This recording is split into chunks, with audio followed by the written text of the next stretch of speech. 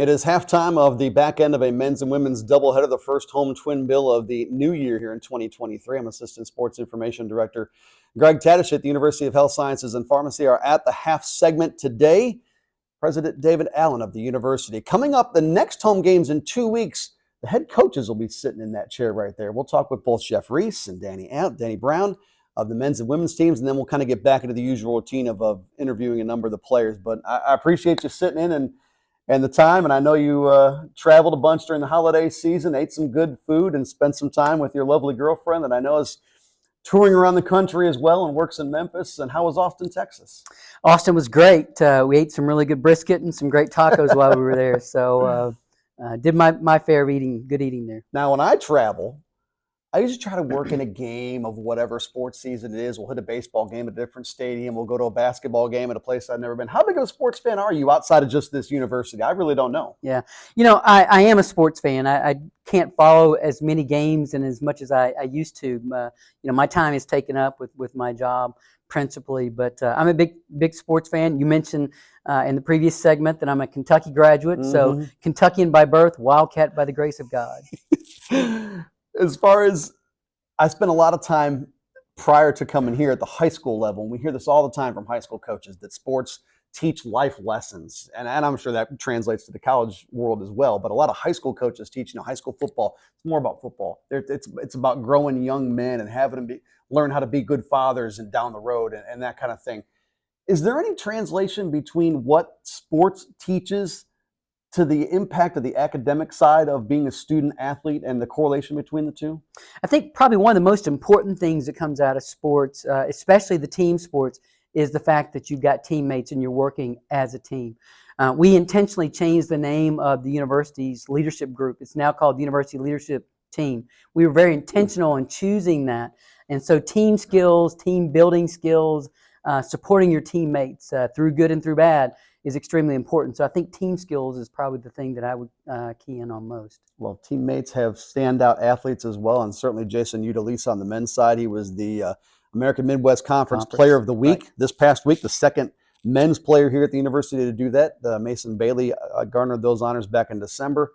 Can you put your finger on what Grace Beyer on the women's side has done and the recognition she's getting nationally after she was an NAIA Player of the Week for the third time in her career? Right. And she was the subject of a national publication or just before the season began. What has she kind of done for the notoriety of the university? Yeah, as well as winning other national awards.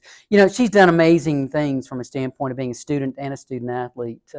Really proud of her efforts and certainly any exposure that we can get as an institution of student athletes winning awards or having recognition, setting records, etc., is always going to help our institution. One person, I don't remember who said it, but said that athletics is kind of like the front porch of an institution. I think that's really true.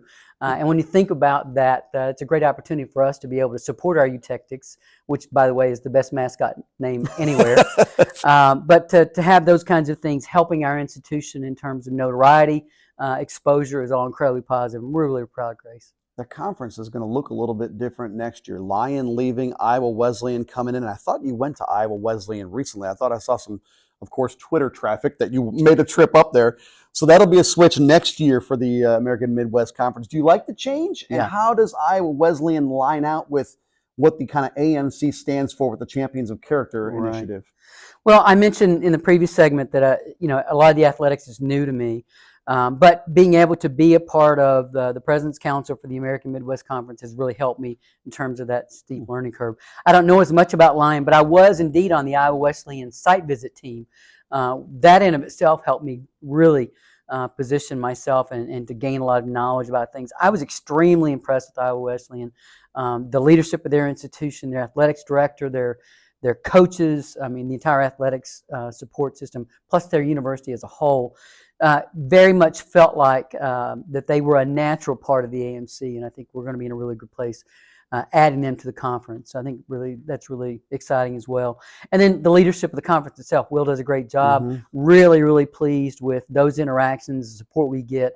and just really beneficial to be able to interact with the other presidents and athletic directors and faculty representatives when we have these various meetings and things, and keeping my learning curve steep, but it's really been helpful to me, and I really enjoyed it. You mentioned a couple times that you're very active on Twitter. How do you have so much time to be active on social media? You were retweeting stuff 5 minutes before this interview. Yeah, I enjoy social media, so that's a part of it. But I've really learned how to manage the platforms. I've become fairly efficient at it in terms of notifications, being able to support things. I think it's important to really make sure that I'm giving back and supporting our student athletes. And this is one way that I can do that. I do it also for our institution, faculty, staff, student awards and recognitions. I'll do the same thing for them as well. But it's really just being efficient in how I interact with social media is how I do it.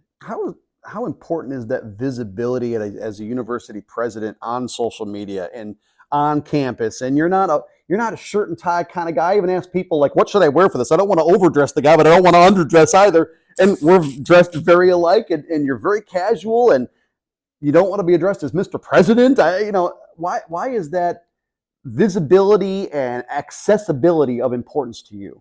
Well, I think it's extremely important what I do on social media for our students, student athletes, coaches, all of our staff across the entire institution know that I'm supportive of the UTechtics family.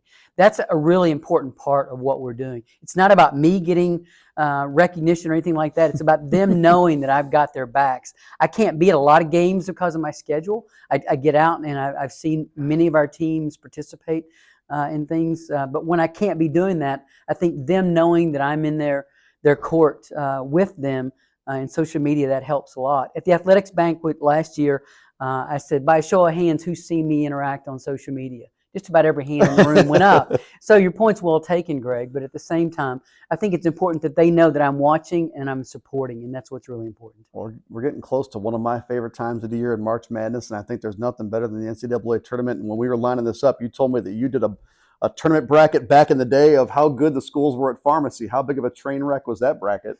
Well, it was. Looks you had Kentucky winning it, though. Well, I did have Kentucky winning that one. There's no doubt about it, because Kentucky's got a great pharmacy program. So that wasn't the best way to approach doing a basketball bracket in the NCAA tournament. But it was a lot of fun to do that with our public relations folks, the University of Mississippi School of Pharmacy. The pharmacy angle was important to that, but the NCAA tournament is a great event and certainly a lot of fun for fans and students and everyone alike. Did you hear that they're thinking about expanding that to 90 teams? It's 68 now. I remember when it was before 64 even, Right. back when I was young, but 90. Yeah, I saw that. I'm going to be honest with you. You're probably going to ask me if I've got an opinion on that. I'm not a real fan of that. I think 64 is actually a pretty good sweet spot in terms of the number of schools that are there. We can debate whether or not the committee does things right. Every year there's one or two or three programs. It feels like they got slighted or somebody got in and shouldn't have gotten in. So I think there's examples all the way around. For example, last year, the University of Mississippi's baseball team, last team in, won the championship. So, committees get it right sometimes. They don't get it right all the time, but the fact that they're doing things, making a good faith effort to put the right teams into the tournament, I think 68 is the right number. I was going to ask you about the facilities here on campus. I wish from what we do that we had a bigger footprint publicly to be able to build more facilities rather than a gym for just volleyball and the basketball teams. Sure. It'd be nice to have our own soccer field and that kind of thing, right? But as far as the accessibility for student athletes, the gym is fantastic. I remember I did some work with the university back in 2014 and 17, and we were toting basketball teams over to the St. Louis Community College over near Crestwood in that area. The gym's fantastic. I love the campus and the close-knit sort of family atmosphere that brings. How much do you enjoy that, and how important is that to you?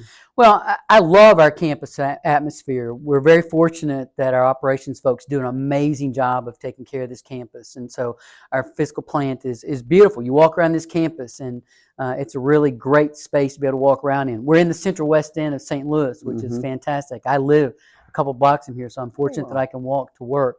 But we're also, as I mentioned earlier, in the middle of one of the most significant medical centers in the world, in the Washington University Medical Center campus. And so all this close-knitness, I mentioned the UTechtics family earlier and why students, non-athletes, you asked me the question in the previous segment, why they should want to come here. Mhm. This medical center campus, the fact that it's small, it's close-knit, we support one another through good times and through bad. The Eutectics family is an important part of that. And so I think all this close-knitness is extremely important to us and a real plus for our institution.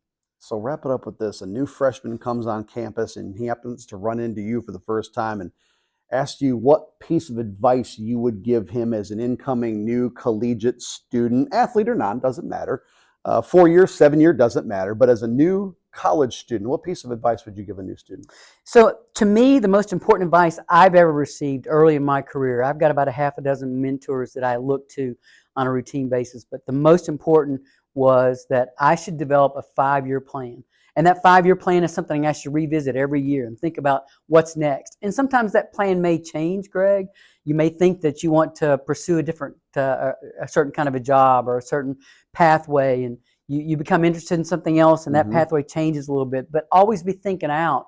And if you're always thinking 5 years ahead, you've always sort of got a half step or a step moving in that direction to help you get there. And you can identify what you need to help take advantage of your strengths and to shore up your weaknesses as you're going down that pathway. But that 5-year plan is something that has helped me immensely. And every time I have an opportunity to mentor someone now, faculty, staff, student, pharmacist, anyone, I'll start with, have you got a 5-year plan? If you don't, you should think about developing one. And then the next time we talk, let's visit about that plan and where you're headed with it. University President David Allen, our guest at the half. I appreciate you stopping in and spending some time. Happy holidays. Great to have you, and thanks for doing this. My pleasure, Greg. Thanks for your time today. Assistant Sports Information Director Greg Tadish. That is the At the Half segment for this one. The coaches, the next time we have a home game, that's in 2 weeks. The College Cast crew has stats next.